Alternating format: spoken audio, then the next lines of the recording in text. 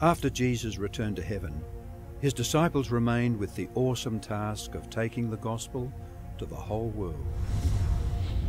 Filled with the Holy Spirit, these men and women proclaimed the message they had received with boldness and power, reaching out to all corners of the then known world.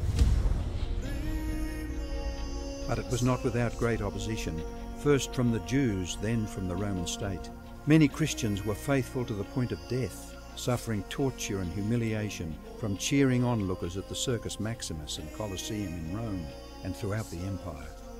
However, the blood of the martyrs only paved the way for the further spread of the gospel.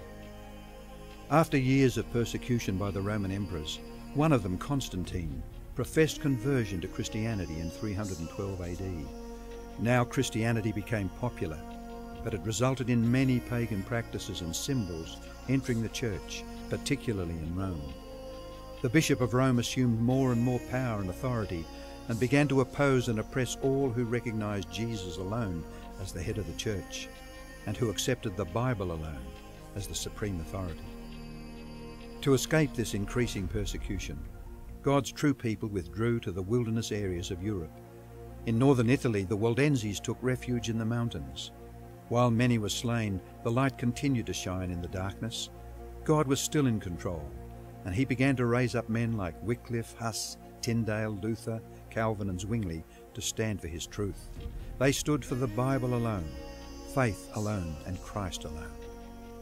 In 1798, in fulfillment of Bible prophecy in the book of Daniel, the religious and political supremacy of the Roman Church was temporarily reduced when General Berthier removed Pope Pius VI from his throne.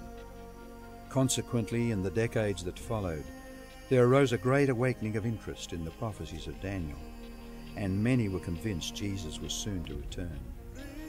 In the United States, the Baptist preacher William Miller was joined by hundreds of other preachers in their expectation of the return of Jesus in 1844. However, when Christ did not return in 1844, further Bible study led a small group to discover that Christ's ministry in the heavenly sanctuary was an explanation for their great disappointment. They discovered that the Bible taught that the seventh day was the Sabbath that Jesus had set aside for his people. Slowly they came to understand that their mission was to preach the three angels' messages of Revelation 14. Their goal as Seventh-day Adventists was to preach with power the everlasting gospel and to prepare the world for Christ's return.